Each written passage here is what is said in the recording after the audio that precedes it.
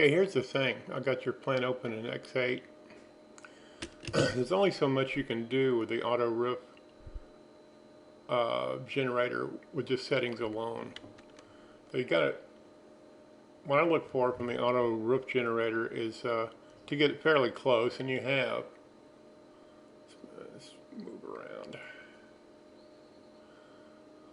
Yeah, the rest of it looks fine for the most. Well, that's kind of weird, but it's okay. So to get that front look, you want a gable here and a gable here and a big gable over the top. Now the easiest way to do that, I go to plan view, is to do it manually. So you got a gable here, and we just want this gable to extend up. We'll put it here in the center. It may or may not end up that way. That's based on the geometry that you've created. I'm going to take this side of it and do the same thing, and use the join roofs tool to join and create a new ridge. Okay, works perfectly. So now we have to remove this stuff in here, and so this side of the gable is just going to be front facing. I'm going to use the break line tool and break it off here in the front wall, and then move it up forward. Could probably do a little bit better job with that. While you're working, you need to make sure that you use the parallel perpendicular tool whenever you need to. It's not a good idea to leave unperpendicular or unparallel lines in your roof when you're working on it. We'll put a break there, bring this down, and again I'm going to use the parallel perpendicular tool to take this line here and straighten it up. When you manually edit, it's not that hard to get off perpendicular and parallel. Let's see what it looks like now. Okay. I assume you want a porch roof. I'm going to assume that. So we got this. Here's the main roof that goes over the whole thing, and so what I'm going to do is just wrap it around the main gable by reconfiguring it.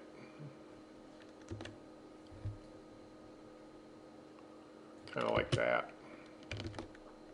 We'll go back to the camera view, and I guess you want a little roof here. That's fine. Now, these are angles so as to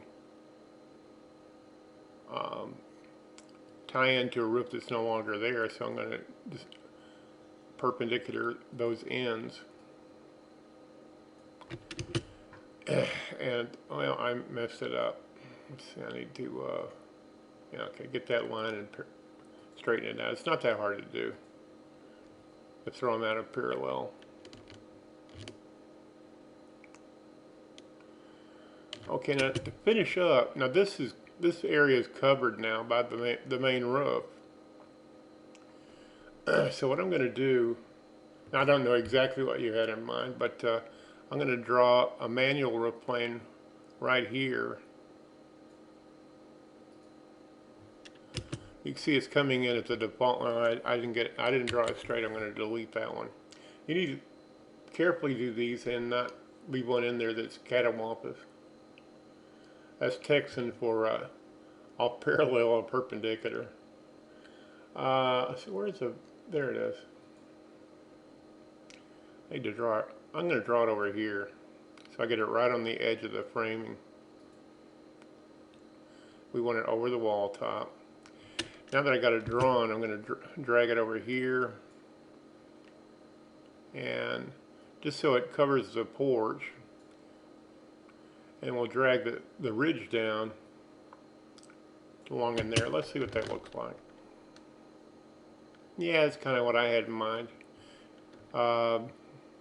It may not be exactly what you were looking at to do.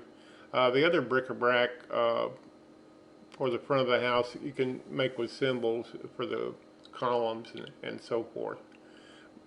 but I assume that the major problem you had was the roof, and I think I've solved that within, let's see what that looks, oh, that's a skylight, okay. Yeah, I've taken care of that.